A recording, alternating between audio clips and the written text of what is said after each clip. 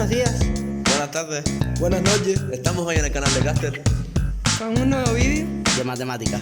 ¡Empezamos! En el capítulo anterior vimos cómo operar con matrices y determinantes. En este vamos a calcular la matriz adjunta, vamos a aprender a obtener la matriz inversa mediante el uso de determinantes y a calcular el rango de una matriz. Empezaremos por definir lo que es una matriz adjunta. Y la matriz adjunta es aquella en la que cada elemento se sustituye por su adjunto. Solo que por razones operativas nosotros vamos a obtener también la traspuesta de la matriz adjunta a medida que vamos calculando los elementos que componen la matriz adjunta. Y partiremos de un ejemplo muy sencillo. Aquí tienes una matriz de orden 3, tiene 3 filas y 3 columnas, y vamos a proceder a calcular cada uno de los adjuntos respectivos de cada elemento. Para ello comenzamos por suprimir la fila 1 y la columna 1 y obtenemos de esta manera el que vendría a ser adjunto al elemento A sub 1, 1, que ocupa la fila 1 y la columna 1. Como los subíndices suman par, vamos a no cambiar el signo del determinante, pequeño determinante que vamos a obtener. En este caso sería 1, 3, 4, 2. Recuerda que un determinante de orden 2 se calcula sencillamente multiplicando los elementos que componen la diagonal principal y restándole el producto de los elementos que componen la diagonal secundaria. 1 por 2 que son 2, menos 4 por 3 que son 12, resultado final menos 10. Ya tenemos nuestro primer adjunto. Vamos con el segundo adjunto y lo colocamos justo debajo porque la intención es ir al mismo tiempo transponiendo los términos. En este caso viene precedido por un signo negativo, y viene precedido por un signo negativo porque la suma de los índices del lugar que ocupan, 1 más 2 son 3, es impar, por tanto le vamos a colocar un signo negativo. Resolvemos el determinante, 2 por 2 que son 4, menos 1 por 3 que son 3, 4 menos 3 serían 1, pero como tenemos un signo negativo delante lo cambiamos de signo, nos queda menos 1. Y para obtener el adjunto A sub 1, 3, eliminamos los elementos de la fila 1 y de la columna 3. Obtenemos ese pequeño determinante cuyo valor es 7. Vas observando que a la vez que estamos calculando los adjuntos estamos transponiendo los términos obtenidos, es decir, vamos fila a fila, pero los resultados los ponemos en columna y las columnas las pondremos en fila. Vamos a ir con el siguiente elemento. Nos desplazamos hacia la segunda fila y suprimimos también los elementos que componen la primera columna. Y en este caso, el elemento A sub 2, 1 sería el determinante cambiado de signo.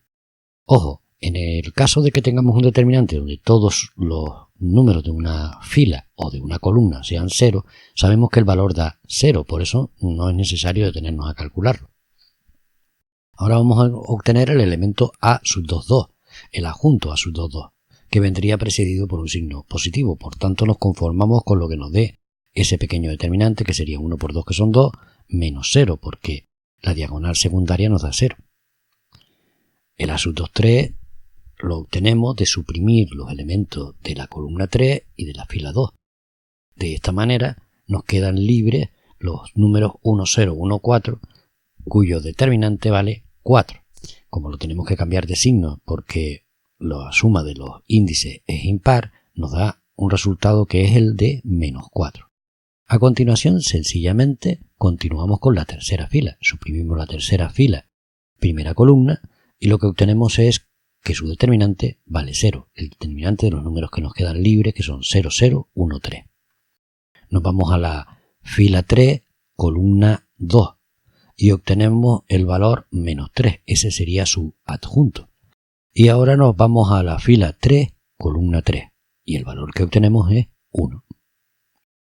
Pues ya tenemos lo que necesitamos para componer lo que vendría a ser la traspuesta de la matriz adjunta.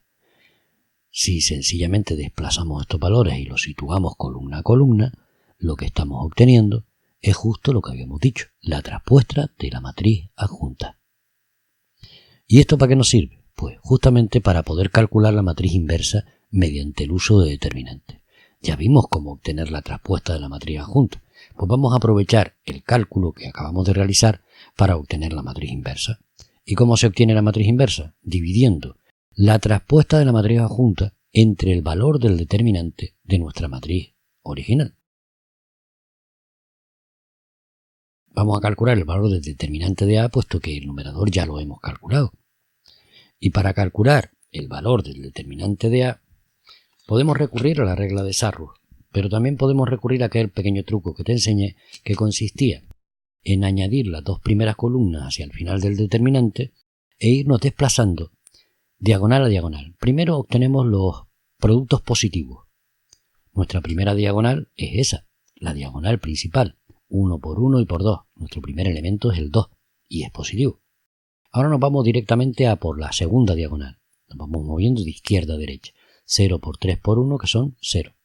Y le sumamos el que corresponde a la tercera diagonal. 0 por 2 y por 4, que son 0.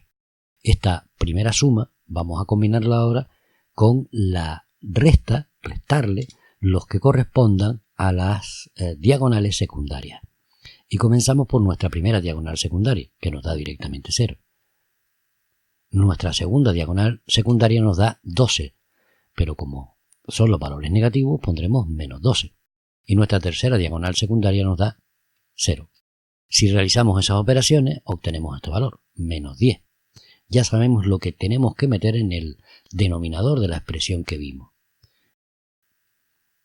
Por tanto, para nuestro caso, la matriz inversa sería el resultado de dividir la traspuesta de la matriz adjunta que obtuvimos en el apartado anterior, dividiéndolo todo ello entre menos 10, lo que significa que tendremos que dividir cada elemento entre menos 10. Y si realizamos esas divisiones, obtenemos nuestra matriz inversa. La matriz inversa tiene la propiedad de que nuestra matriz multiplicada por esta matriz que ves aquí nos da la matriz unidad, aquella cuya diagonal principal estaba compuesta todas por 1, mientras que el resto de los elementos eran todos 0. Y también es interesante detenernos en cómo calcular el rango de una matriz. ¿Pero qué es el rango de una matriz? Pues el rango de una matriz es el orden del mayor determinante que pueda formarse con los elementos de dicha matriz, de forma que dicho determinante no sea nulo.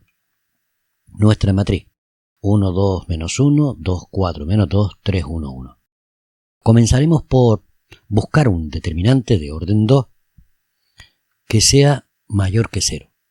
Y ese pequeño determinante que hemos seleccionado, de orden 2, es distinto de 0. Por tanto, podemos plantearnos que el rango de nuestra matriz tiene que ser o bien mayor o bien igual que 2.